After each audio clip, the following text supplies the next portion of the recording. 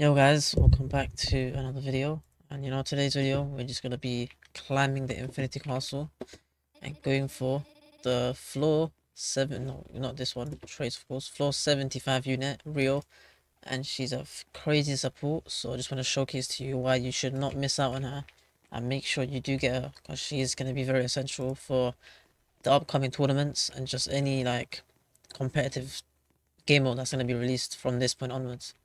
And overall you can get about, let's see, 100 remnants in both of them, traits and traitless. And you can get a decent amount of stat chips, luck boost. It's something that you guys should do in your own time. Doesn't take, I mean, it takes like 5 hours though. But you should just work towards it eventually. Do like 5 to 10 floors a day and you should be fine. But yeah, I'm not going to really show too much of the gameplay because it's just tediously grinding. But I'll just show you the floor 75 clear, and then I'll show you just showcasing the unit and how to properly utilize her. So let's just get on with this. Okay, so floor 70 finally got the 50 divine remnants, and now it's just working towards the final part. So yeah, it's just getting to floor 75 and then we finally got the unit. But yeah, just wanted to do a little milestone check and we're at floor 70, so yeah. Let me just get on to the next clears, which is the 75. Okay, so basically, finally on floor 75, wave 15, it's time to see if I get the unit. Let's see.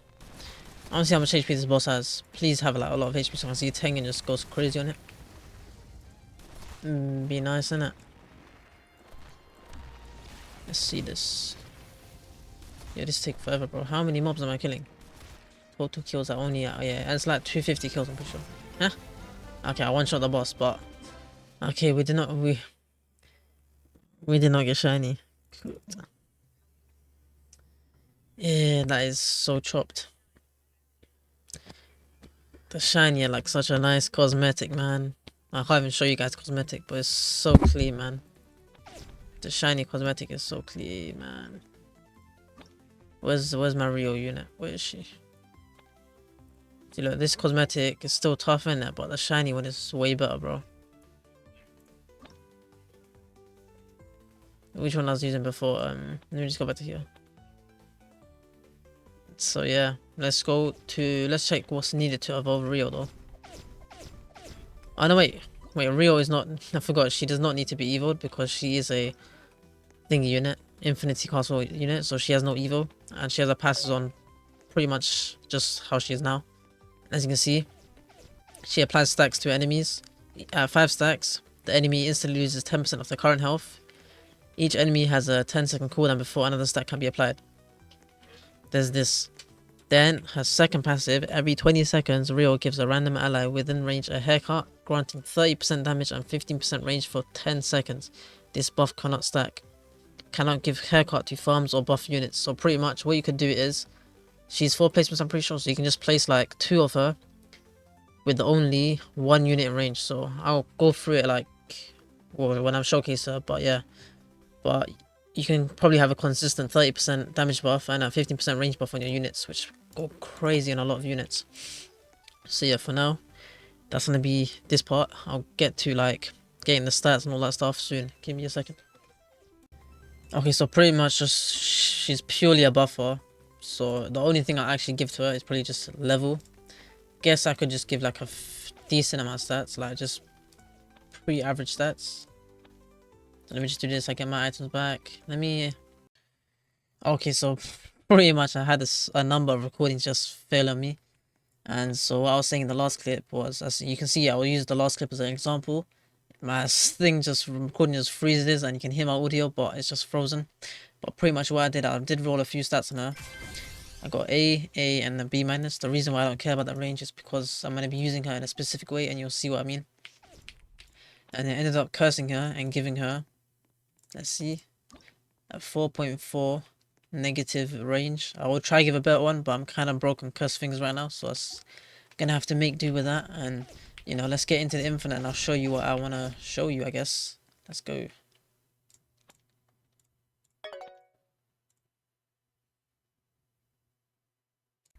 Okay, so I'm at a high wave now. Let me just show you. So forget Tengen, forget Rengoku, because let's start with Sid. You can see his range is not pretty much not covering, well, the corner, this corner, and of course spawn. But as you can see, we're going to be using the auto clicker, trusty auto clicker.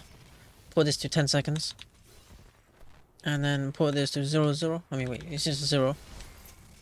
And pretty much what we're going to do is hover over this, make sure it's in range of the unit, click it, and then let's go. We start the auto clicker, of course. We go to the next placement over here, and it'll place soon. And now we can turn the auto clicker off, and let me just close this for a sec. So pretty much you can see right now we're at 128k damage, 6.7 SP, and 30.1 range. So after 10 more seconds, you apply your buff. Well, this is with the unlimited power that came out at a nice time. But unlimited power, 501k damage, 34.6 range, covers this much. But consistently, it's 167k, 6.7 SPA, and 34.6 range. And you can see each time the buff just disappears, it reapplies. Let's see if you can see it happen again. Or is it just going to be consistent now? I'm pretty sure it's just consistent now. Yep, it's just consistent now. But that's what's good about it, yeah. That's why you use the auto clicker, and every 10 seconds you just apply this constant buff to them, making them so good, man. It makes all units just so good. But yeah, you can see that's what my main purpose with Rio is. And in actual infinite runs, you're going to be utilizing, of course, the passive where she makes them lose 10% of their current health instantly. This passive is very good. I'm not taking it away from her. I'm just saying for a lot of short content, you're going to be using this.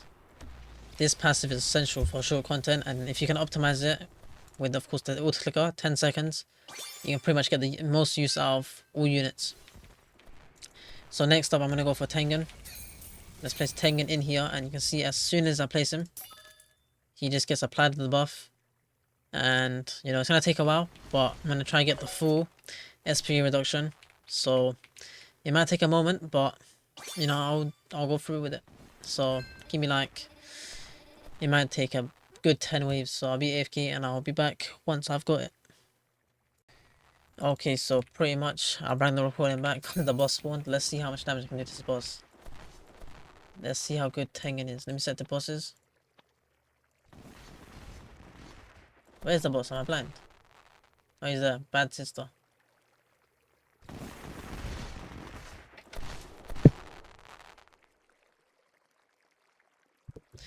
Look at the pure damage just from Tengen. Okay, are we just gonna not target the boss? These mobs can be dealt with later. Just wanna see how much damage you can do to the boss. Getting unlucky with these because they're not critting, but pretty much the things can crit as well. The marbles. You see these ones, they crit 76k each. That was 4 marbles. But you can see his damage is kind of crazy, you know. And that's the boss dead, you know. That's purely just Tengen. So yeah, now I can deal with these mobs. Let me just clear them up.